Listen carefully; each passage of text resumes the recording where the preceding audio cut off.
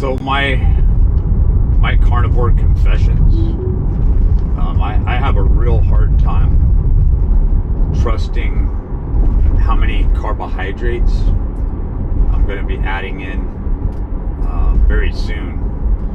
So what I'm dealing with is a big thing that freaked me out and why I pulled off carnivore. There's a lot of negative and toxic influences. That doesn't stop me from exercising my discipline and free will. Definitely not. After all the dieting experience that I've had in the past, I'm pretty solid on that. Very solid. Not being able to train. I'm not deterred on that level either. If I have to go on to carnivore exclusively and I just don't have the time to train, that's one thing. But when I don't have the energy, it gets into a whole other area. And to be quite honest with you, I wasn't documenting my body weight, but in that month to 6 weeks that I had gone on the road, and I wasn't, cooking my own beef, I wasn't cooking my own bacon, I wasn't cooking my custard, which I could do. I could find out if you could do like a rice cooker instead of a double boiler, and make things happen. Again, you gotta remove all toxic elements or it's just not gonna work, right? And that's very difficult for some people because of who they have in their family and who they have obligations to and what they do in their jobs. But I found myself losing a massive amount of weight to where I was at 6 feet, a little over 6 feet tall. I was getting under 150 pounds. And it was like, how much more am I going to lose? Also, my thyroid, my metabolism, my endocrine system was going insane. I was feeling very high energy, but nervous at the same time.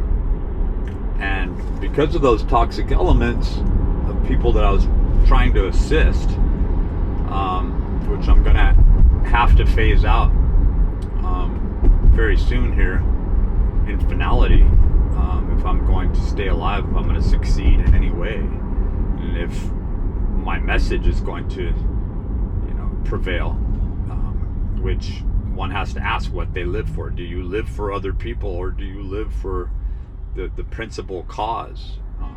And that should be your primary intent. And that's what philosophy leads into. You must align with your true expression, and then you matriculate and you find the people or the collective energy that aligns with you. And there are people who ultimately see themselves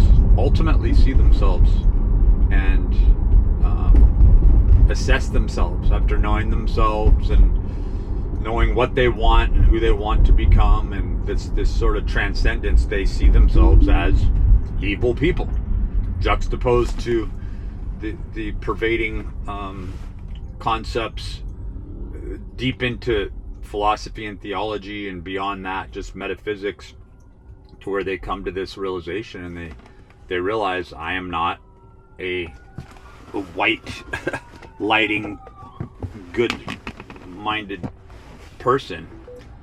I am a left-hand path practitioner, and I'm going to do everything I can to focus on this sort of Michel Foucault version, mixed with Machiavellianism, mixed with the most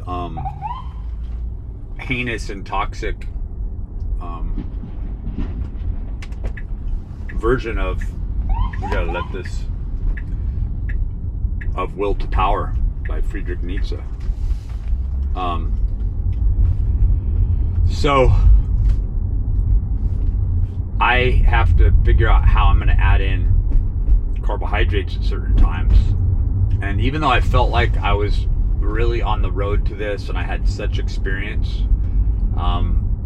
when your energy demands are overburdened, when you're expending and spending a lot of your resources on other people rather than just focusing on your base.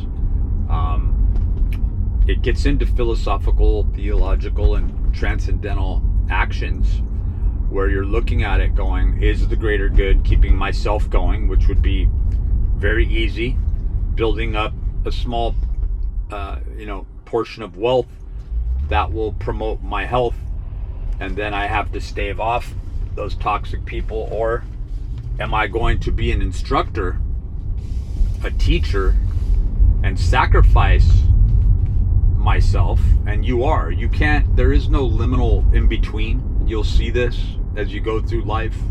If you're a youngster, if you're relearning this and trying to go, wow, I can't believe that the carnal, the temporal, the like I say, the will to power, or the actionable deed of sides, a dualism exists. But it is because other people are pushing this narrative, because this is the prevailing narrative in society, and this is creating this sort of asymmetrical chiral positioning to principle and order.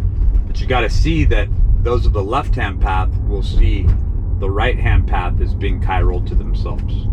So those are some of the first things, is how people approach purity. Are they sacrificing that in other people, or are they trying to bolster that and keep that element of purity within a person alive?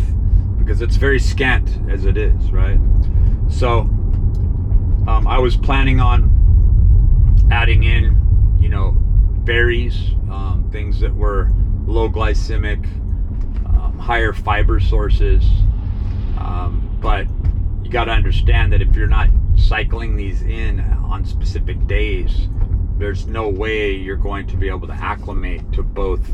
And you see Paul Saldino, you see others that have struggled with this, that are trying to be very active, trying to be very lean, trying to live the lifestyle, but then they get to this point where they just keep losing weight, So I believe that the cultures you get from, yogurt, full cultured yogurt, the enzymes that you get, cycling in the protein, EVOO olive oil, like Brian Johnson likes to talk about and pitch so much, and to basically balance out all your essential fatty acids. And then lots of omega-3, goes back to Rhonda Patrick and Thomas DeLure. So a lot of these people can help you. God, I can't remember his name. Dr. Is it Ekberg? Really invaluable information, because this is what he deals with from an athletic standpoint. Carnivore from the athletic standpoint, from the sports nutrition standpoint. That is the dilemma. That's the thing that we need to look at most.